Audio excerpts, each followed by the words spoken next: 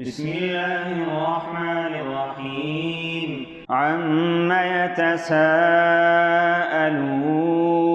عن النبأ العظيم الذي هم فيه مختلفون كلا سيعلمون ثم كلا سيعلمون ألم نجعل الأرض مهادا والجبال أوتادا وخلقناكم أزواجا وجعلنا نومكم سباتا وجعلنا الليل لباسا وجعلنا النهار معاشا وبنينا فوقكم سبعا شدادا وجعلنا سراجا وهاجا وأنزلنا من المعصرات ماء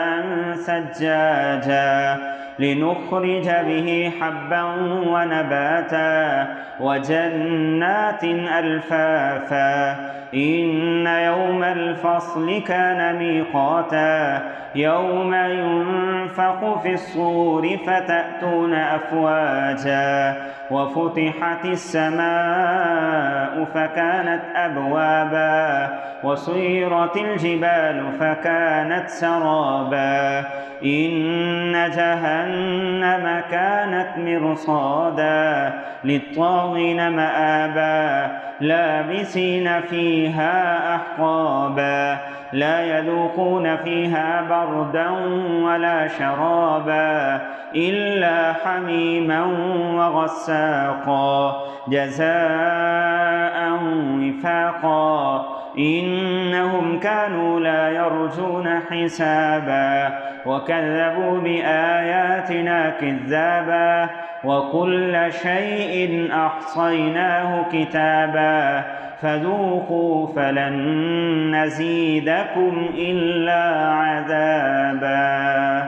إن للمتقين مفازا حدائق وأعنابا وكواعب أترابا وكأسا دهاقا لا يسمعون فيها لغوا ولا كذابا جزاء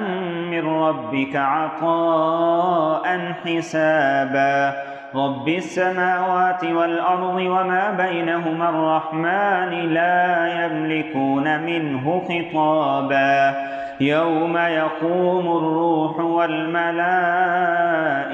صفا لا يتكلمون إلا من أذن له الرحمن وقال صوابا